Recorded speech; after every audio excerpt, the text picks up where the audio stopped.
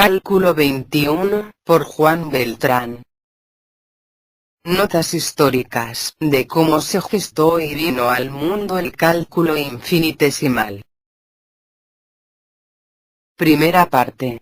Del legado de las matemáticas, el cálculo infinitesimal es, sin duda, la herramienta más potente y eficaz para el estudio de la naturaleza. El cálculo infinitesimal tiene dos caras, diferencial e integral, y un oscuro interior donde, como demonios, moran los infinitos, grandes y pequeños. Los orígenes del cálculo integral se remontan, como no, al mundo griego. Concretamente a los cálculos de áreas y volúmenes que Arquímedes realizó en el siglo III a.C. Aunque hubo que esperar mucho tiempo, hasta el siglo XVII, nada menos que 2000 años. Para que apareciera, o mejor, como Platón afirmaría, para que se descubriera, el cálculo. Varias son las causas de semejante retraso. Entre ellas debemos destacar la inexistencia de un sistema de numeración adecuado, en este caso el decimal, así como del desarrollo de la álgebra simbólica y la geometría analítica que permitieron el tratamiento algebraico, y no geométrico, de las curvas, posibilitando enormemente los cálculos de tangentes, cuadraturas, máximos y mínimos, entre otros. Todo ello ocurrió principalmente en el siglo XVII.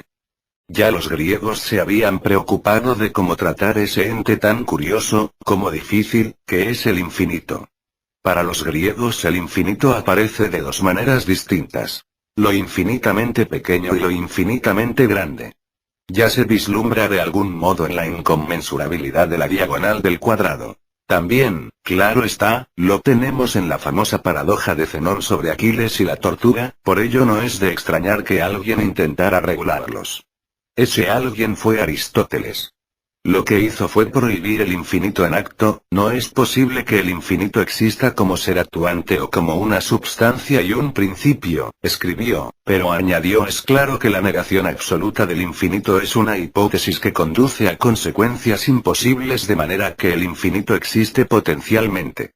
Así, la regulación aristotélica del infinito no permite considerar un segmento como una colección de puntos alineados, pero sí permite dividir este segmento por la mitad tantas veces como queramos.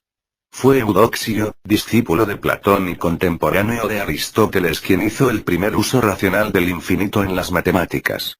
Eudoxio postuló que toda magnitud finita puede ser agotada mediante la subtracción de una cantidad determinada. Es el famoso principio de Arquímedes que éste toma prestado a Eudoxio y que sirvió a aquel para superar la primera crisis de las matemáticas, debido al descubrimiento de los irracionales.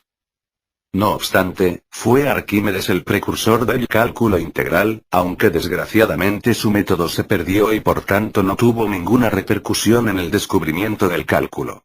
Recordemos que su original método mecánico, donde además se saltaba la prohibición aristotélica de usar el infinito inacto, se perdió y solo fue recuperado en 1906. La genial idea del siracusano fue considerar las áreas como una colección, necesariamente infinita, de segmentos. Habrá que esperar 2000 años hasta que otro matemático, en este caso Cavalieri, volviera a usar de esa manera los infinitos. De hecho, Leibniz descubrió la clave de su cálculo, al conocer un trabajo de Pascal, donde éste usaba un método semejante. La necesidad de entender obras griegas difíciles como las de Arquímedes tuvo gran influencia en el nacimiento del cálculo.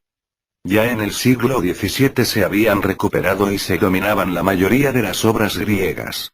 También ayudó al surgimiento del cálculo el cambio de actitud en la matemática del siglo XVII, quizá influenciada por los grandes descubrimientos de todo tipo, geográficos, científicos, médicos y tecnológicos, que fue el interés de los matemáticos por descubrir más que por dar pruebas rigurosas.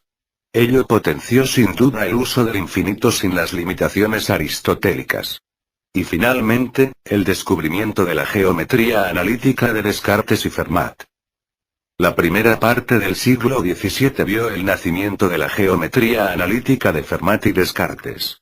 La importancia de este descubrimiento consiste en que la geometría analítica permite el tratamiento algebraico de problemas geométricos, al asignar a las curvas, superficies, etc., fórmulas algebraicas que las describen y permiten su manipulación analítica. De esta forma encontrar tangentes, por ejemplo, se hacía extremadamente sencillo, bastaba saber calcular las derivadas como ahora sabemos, frente a los engorrosos, y específicos, para cada curva, procedimientos geométricos. Como ya mencionamos, en el siglo XVII los matemáticos perdieron el miedo a los infinitos que los griegos les habían tenido.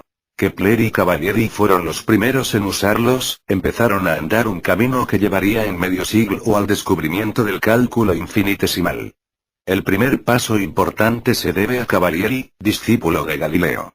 Cavalieri considera áreas formadas por segmentos y volúmenes formados por trozos de áreas planas, redescubriendo las bases metodológicas del método mecánico, y desconocido en aquella época, de Arquímedes. Cavalieri incluso fue más allá intentando construir una teoría de indivisibles que le permitiera, evitando los infinitos, demostrar rigurosamente sus resultados, cosa que no consiguió, ya que el infinito en acto siempre acababa apareciendo en alguna parte. Las desventajas de su método de indivisibles, poca generalidad, debilidad lógica, excesivos razonamientos y procedimientos geométricos, fueron rápidamente superados por Torricelli, Fermat, Pascal, Wallis y Roberval. Otro de los protagonistas de nuestra historia es, sin duda, Gregorio de Saint-Vicent, jesuita, discípulo de Clavius. Sus principales aportaciones las publicó en su Opus Geometricum. En ella desarrolla un método de integración geométrico, estudia las series geométricas, incluyendo diversas aplicaciones de las mismas, discutiendo, como no, la conocida aporía de Zenón sobre Aquiles y la tortuga que además resolvía magistralmente argumentando que Zenón no consideró en la persecución de Aquiles que el tiempo formaba una progresión geométrica de razón un medio y por tanto tardaba un tiempo finito en alcanzar a la tortuga. Una de las aportaciones más valiosas de Saint-Vicent consistió en su hallazgo de que el área encerrada bajo una hipérbola se expresaba mediante los logaritmos. Nuestro próximo personaje es John Wallis, miembro fundador de la Royal Society de Londres, y editor de obras de Arquímedes, que además escribió una gramática inglesa.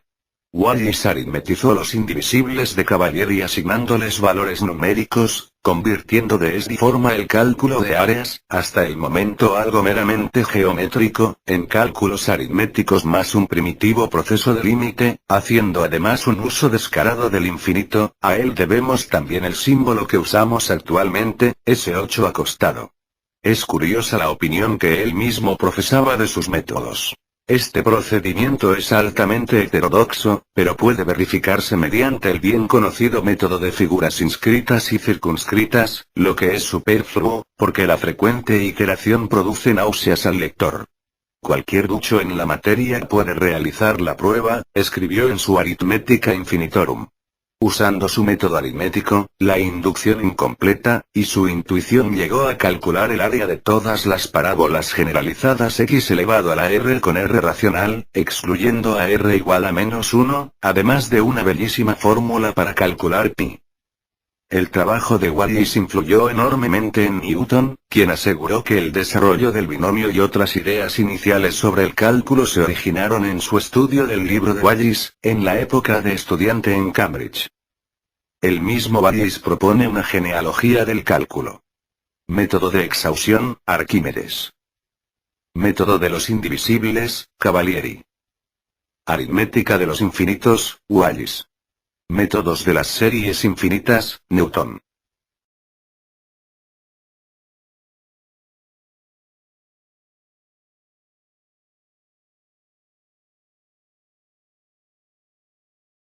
Hasta pronto y ánimo en el esfuerzo por aprender.